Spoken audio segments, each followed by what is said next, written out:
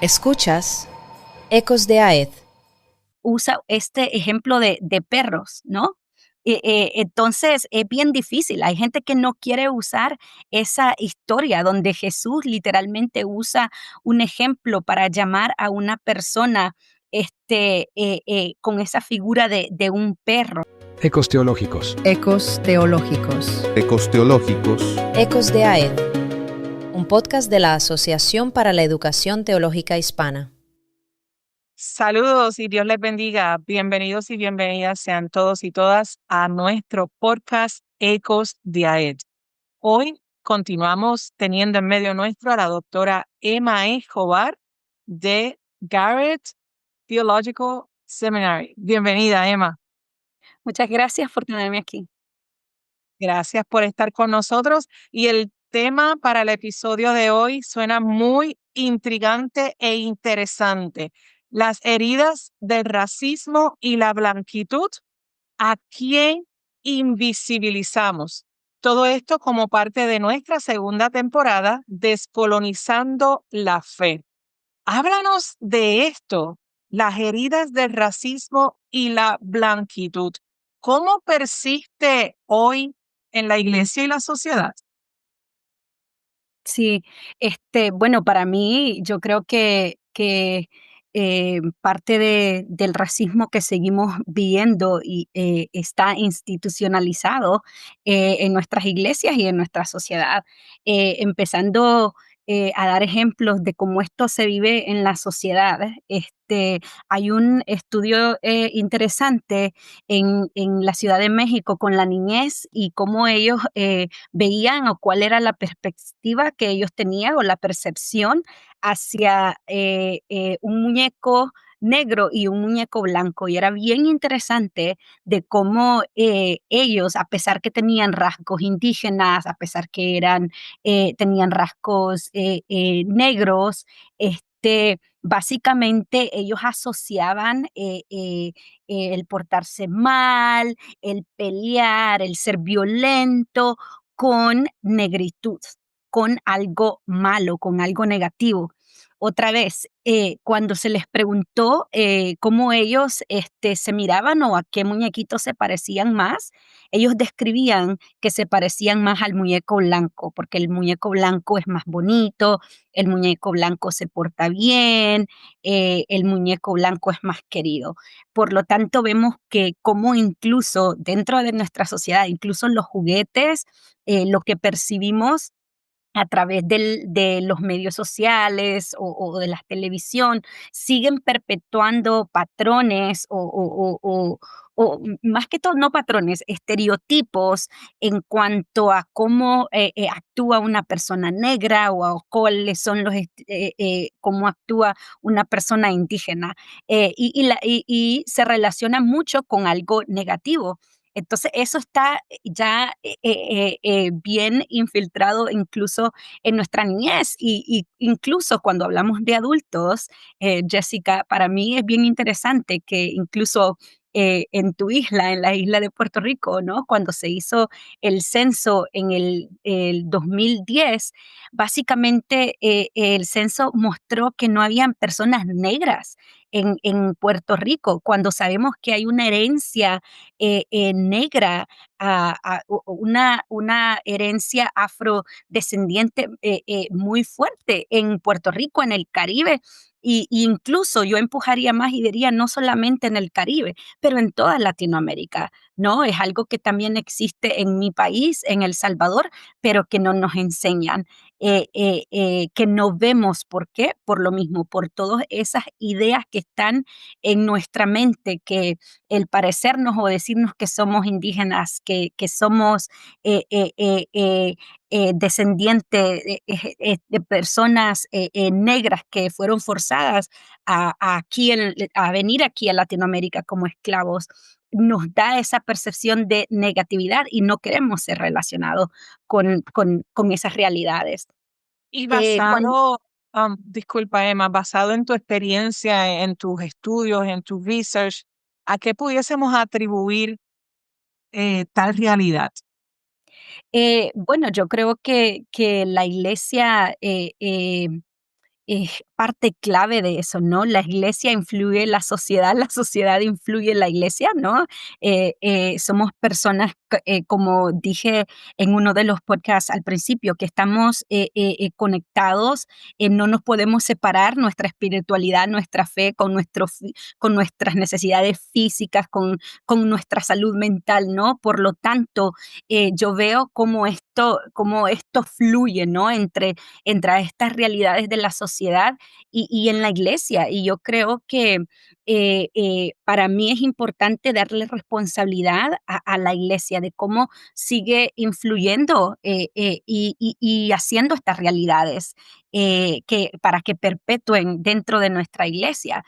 Por ejemplo, eh, si vamos a ser personas de fe, ¿no? ¿Cómo estamos poniendo personas negras, personas indígenas en lugares de poder? No es algo que todavía vemos, ¿no?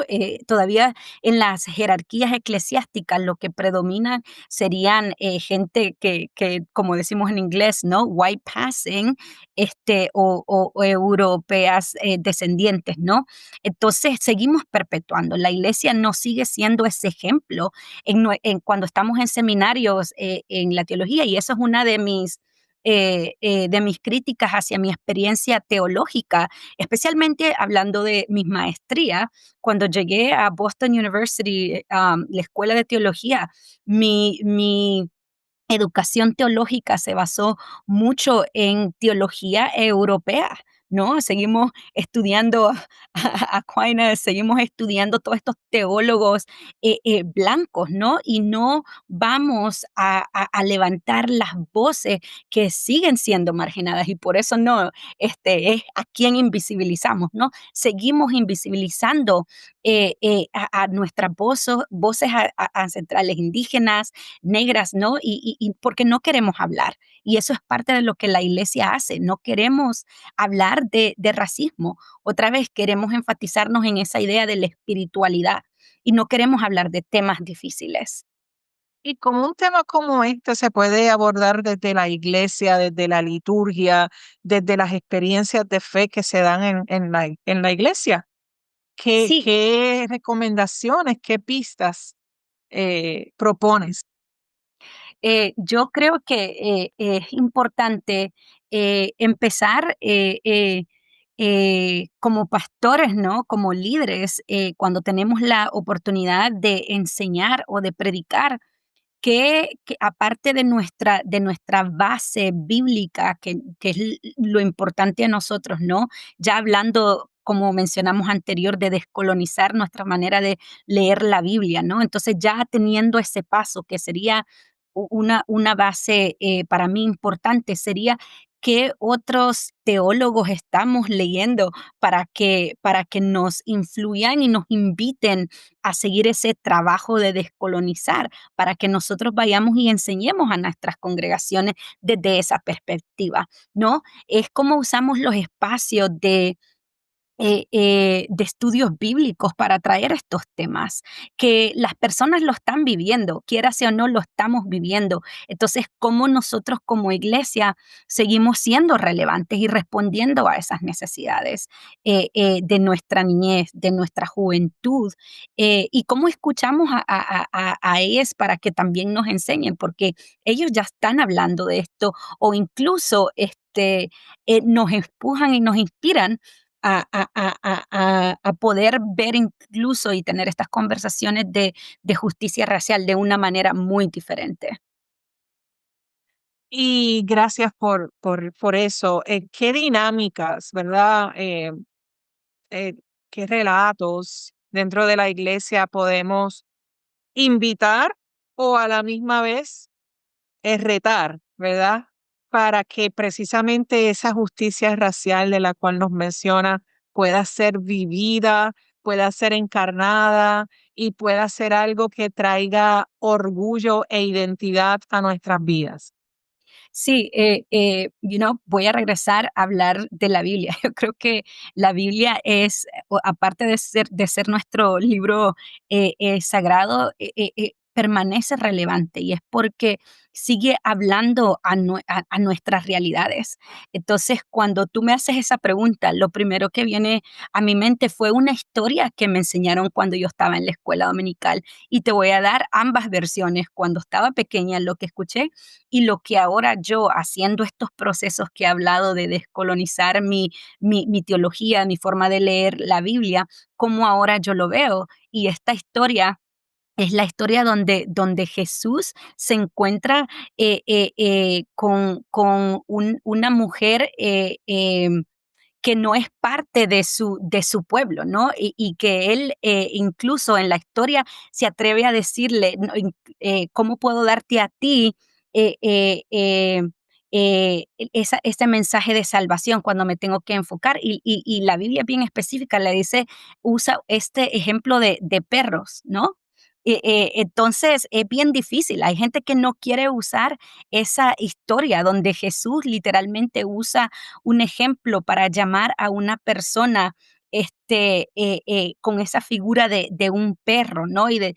Pero entonces cuando me la enseñaron, cuando yo estaba pequeña, era como que, es que Jesús sabía lo que estaban pensando sus discípulos, y era para la glorificación. Y sí, yo creo que es una interpretación que se puede seguir usando, pero vamos a ser realistas. Hemos hablado de cómo Jesús estaba en un entorno, en una historia que vivía esa separación de quién es judío o quién es aceptable y quiénes no, y quiénes son el otro. Y yo creo que podemos usar esa lectura con el ejemplo de verlo de una manera descolonizada. Podemos ver que nos está hablando de cómo vemos al otro, ¿no? Y cómo la historia nos afecta como seres humanos, a quienes vemos aceptables, a quienes no. Lo podemos usar para hablar de racismo, ¿no? Cómo aceptamos a la gente negra, cómo aceptamos a la gente indígena, cómo las perspectivas que tenemos hacia ellos. So, para mí es importante y en vez de enfocarme en ese Jesús, en esa interpretación que me dieron cuando estaba pequeña, me enfoco en el rol importante de la mujer y cómo la mujer entonces toma esa autoridad y ella reconoce la historia y su contorno. Ella sabe por qué le están llamando, pero ella incluso va y reta a Jesús o a sus discípulos que le escuchan y le dice, sí, pero incluso los perros comen de las migajas de la mesa de sus amos. ¿No? Entonces, para mí es ese retar y cuando vemos incluso la idea de los perros, ¿no?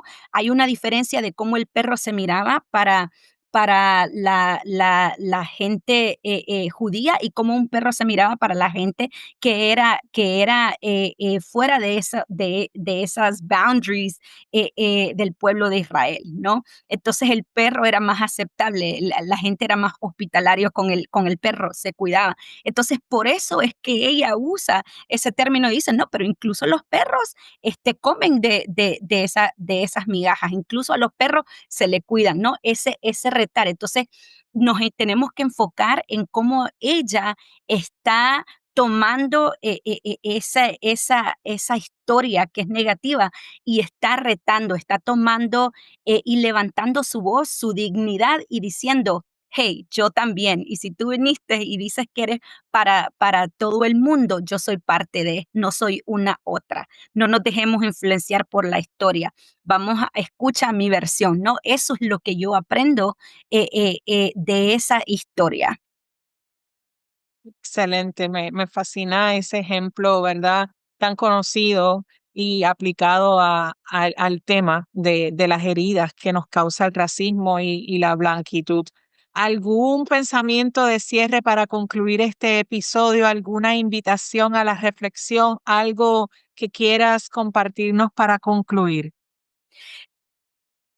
Si creemos que todo ha sido creado por Dios y si decimos que toda persona es ese reflexión divina, Imagen de va- Dios, la, imagen im- de el imago vamos entonces a dejarnos hablar, ministrar y conectar con esa divinidad, con ese Espíritu de Dios que está con otras personas. Incluso cuando la historia nos empuja a decir no y a tener esos pensamientos, ahí es donde como personas que decimos que somos cristianas, como personas de fe, es ahí donde tenemos que ir, es ahí donde tenemos que estar creando esas relaciones.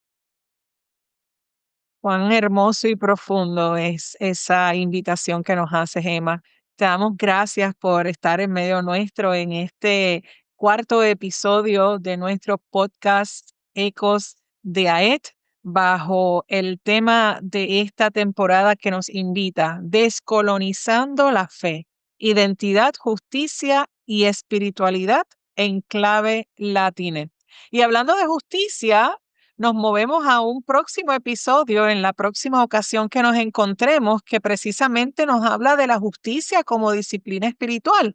Así que a todos y a todas los que nos ven o nos escuchan en su plataforma de preferencia, les invitamos a que se mantengan conectados lunes tras lunes o en el tiempo que mejor le disponga a usted en esta transmisión de nuestro Ecos de AED. Yo soy Jessica Lugo, directora ejecutiva de la Asociación para la Educación Teológica Hispana, y le damos las gracias por estar con nosotros. Dios les bendiga. Ecos Teológicos. Ecos Teológicos. Ecos Teológicos. Ecos de AED, un podcast de la Asociación para la Educación Teológica Hispana.